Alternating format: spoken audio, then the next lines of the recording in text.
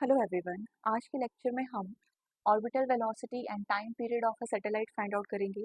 इसके लिए हमने अर्थ को एक स्फीयर से शो कर रखा है जिसका मास कैपिटल एम है एंड जिसकी रेडियस कैपिटल आर है। ठीक है, मान लीजिए सरफेस से एच हाइट पर हमने सैटेलाइट को फिक्स कर रखा है। ठीक है, अब इस सैटेलाइट की वेलोसिटी क्या होगी, इस सैटेलाइट की ऑर्बिटल वेलोसिटी क्या होगी, हमने सबसे पहले ये फाइंड आउट करना है। और कितने टाइम में ये जो सैटेलाइट होगी ये पूरा चक्कर कवर करेगी इस अर्थ का। ठीक, तो इसको पढ़ने से पहले हम थोड़ा बेसिक चीज़ें देख लेते हैं। जैसे आपके पास कोई ऑब्जेक्ट है जो कि वेलोसिटी v के साथ मूव कर रहा है। अगर आप इस डायरेक्शन में इस पर फोर्स लगाओगे तो ऑब्जेक्ट में एक्सेलरेशन प्रोड्यूस होगा और ऑब्जेक्ट की वेलोसिटी बढ़ेगी। ठीक है, अगर मान लीजिए ऑब्जेक्ट इस डायरेक्शन में मूव कर रहा है, आप फोर्स बैकवर्ड डायरेक्शन में लगाते हो तो इस वजह से ऑब्जेक्ट की वेलोसिटी में कमी आएगी। ठीक है, अगर मान लीजिए बेटा ऑब्जेक्ट इस तरफ मूव कर रहा है, ऑब्जेक्ट फॉरवर्ड डायरेक्शन में मूव कर रहा है, लेकिन आप ऑब्जेक्ट पर फोर्स इस तरफ लगाते हो, परपेंडिकुलर डायरेक्शन में अगर ऑब्जेक्ट पर फोर्स लगाई जाए तो ऑब्जेक्ट इस तरफ जा रहा था लेकिन आपने फोर्स इस तरफ लगाई तो ऑब्जेक्ट इस तरफ जाने की बजाय इस तरफ मूव हो जाएगा। ठीक है, अब ऑब्जेक्ट यहाँ पे है, इसकी वेलोसिटी इस तरफ है, आपने फिर से परपेंडिकुलर डायरेक्शन में फोर्स लगाई, ऑब्जेक्ट सीधा जाने के बजाय फिर से टर्न हो जाएगा। ठीक है, अब ऑब्जेक्ट यहाँ पे पहुंच चुका है, इसकी वेलोसिटी इस तरफ होगी, फिर से आपने सेंटर की तरफ फोर्स लगाई, ऑब्जेक्ट सीधा जाने के बजाय फिर से टर्न हो जाएगा। ऑब्जेक्ट यहाँ पे है, इसकी वेलोसिटी इस तरफ है, लेकिन फोर्स आप अगर इस तरफ लगाओगे ऑब्जेक्ट सीधे जाने के बजाय दोबारा टर्न हो जाएगा, यानी कि ऑब्जेक्ट का हो रहा है सर्कुलर मोशन।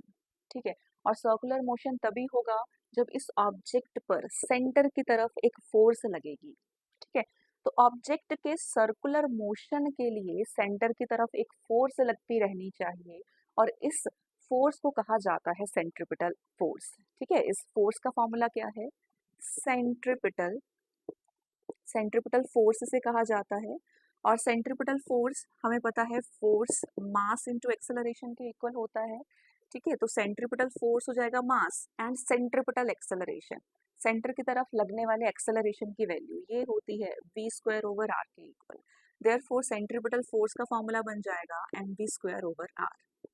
ठीक है, किसी भी ऑब्जेक्ट को एक सर्कुलर पाथ में रिवॉल्व करवाने के लिए एक सेंटर की तरफ एक फोर्स लगती रहनी चाहिए, इस फोर्स को कहा जाता है सेंट्रिपिटल फोर्स।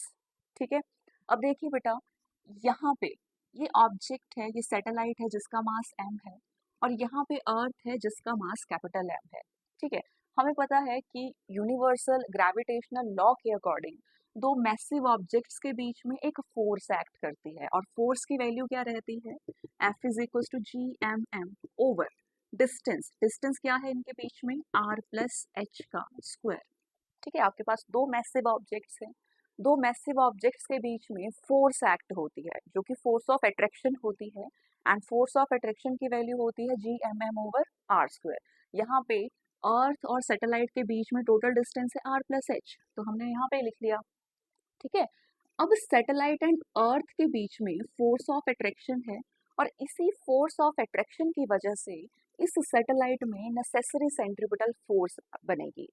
ठीक है, इसी फोर्स की वजह से इस सैटेलाइट पर centripetal acceleration centripetal force acquire होगी, जिसकी वजह से इसमें सेंट्रिपिटल एक्सेलरेशन भी एक्वायर होगा। ठीक है, सो जो ग्रेविटेशनल फोर्स लग रही है उसी वजह से इस सैटेलाइट पे सेंट्रिपिटल फोर्स लगेगी। राइट, ग्रेविटेशनल फोर्स का formula G capital M small M divided by R plus H का whole square and centripetal acceleration का फॉर्मूला क्या रहेगा, M V square over R. R की वैल्यू आपके पास एच प्लस आर के इक्वल है। ठीक है,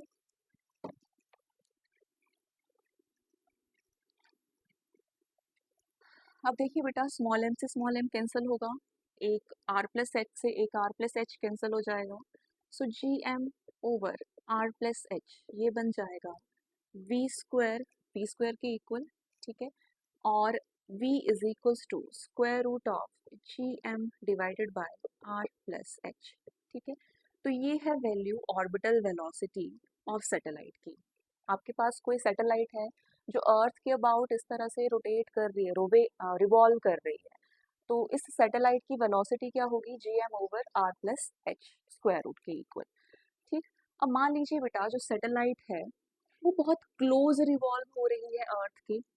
ठीक है, तो इसके लिए हम h की वैल्यू को 0 के इक्वल पुट कर सकते हैं, h को हम नेग्लेक्ट कर सकते हैं। तो आपके पास ये इक्वेशन बनेगी gm/r के इक्वल, राइट। अब इस इक्वेशन में मैं r से मल्टीप्लाई करूंगी, r से डिवाइड करूंगी। ठीक है, r से मल्टीप्लाई किया मैंने, r से डिवाइड किया, यही इक्वेशन आपके पास बन जाएगी, राइट। अब देखिए बच्चे, gm/r², ठीक है, gm/r², ये आपके पास स्मॉल g के इक्वल होता है। तो ये इक्वेशन बन जाएगी small g into R is equals to V not के इक्वल। ठीक, अब यहाँ पे g की वैल्यू हमें पता है 9.8 होती है, अब आप अप्रॉक्सीमेटली 10 के इक्वल ले सकते हो। रेडियस ऑफ द अर्थ की रेडियस होती है 6400 किलोमीटर के इक्वल, राइट, 6400 किलोमीटर। इसको मीटर्स में चेंज करेंगे तो ये बनेगा, 3 zeros हम और लगा देंगे, राइट, तो ये बन जाएगा। ठीक, अब देखिए इस पे हम इसका स्क्वायर रूट लेंगे तो ये बन जाएगा 8 के इक्वल और 2 एंड, ठीक है, कितने जीरोस, 1 2 एंड 3। ठीक है, तो ये आ गया V not meter per second, इसको किलोमीटर्स में चेंज करेंगे। So V not is equals to 8 kilometer per second, यानी कि कोई सैटेलाइट जो कि अर्थ के बहुत क्लोज रिवॉल्व हो रही है उसकी वेलोसिटी आती है आपके पास 8 किलोमीटर पर सेकेंड के इक्वल।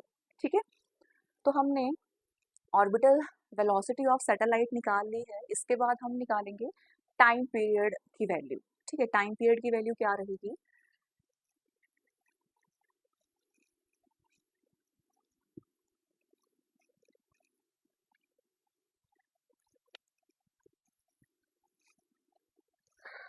ठीक है, यहाँ से मैं इस एक्सप्रेशन को इधर लिख सकती हूँ, V not is equals to square root of gm/r+h के इक्वल, राइट। अब इसके बाद बेटा टाइम पीरियड के लिए हम एक्सप्रेशन निकालेंगे।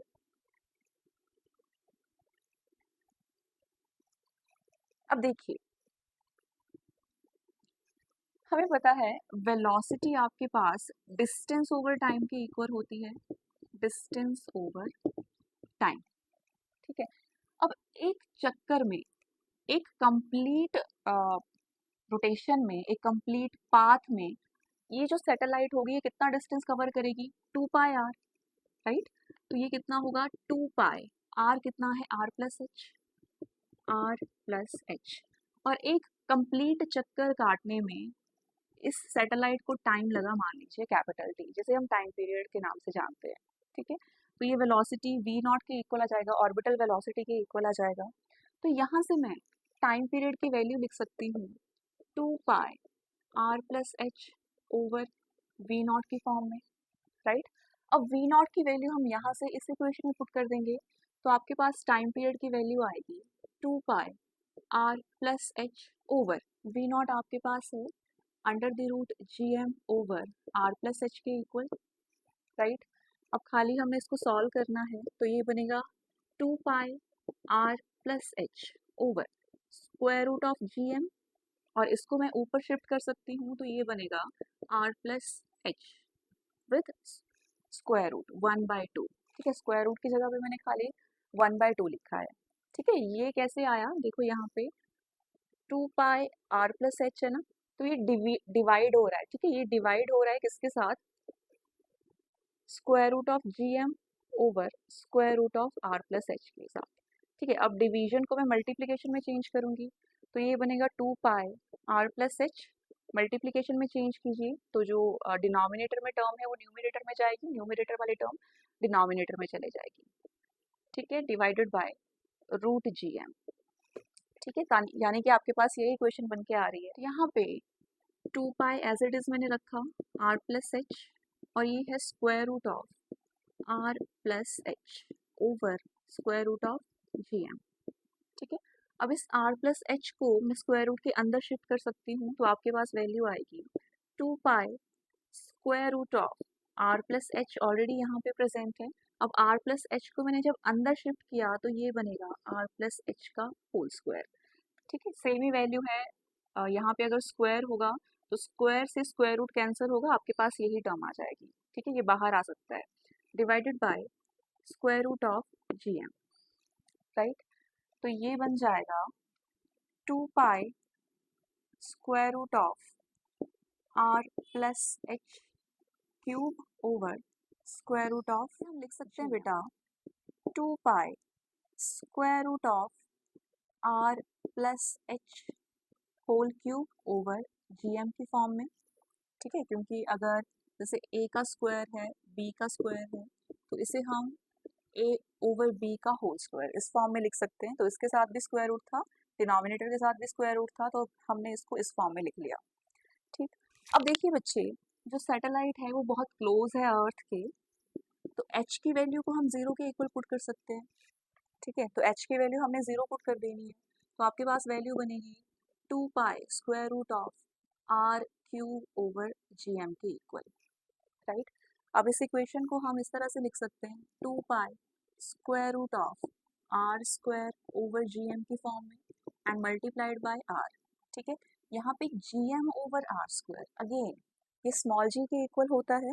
ठीक है, तो इसे लिखा जा सकता है 2 pi square root of R over small G के इक्वल। ठीक, तो ये है expression time period of the satellite के लिए।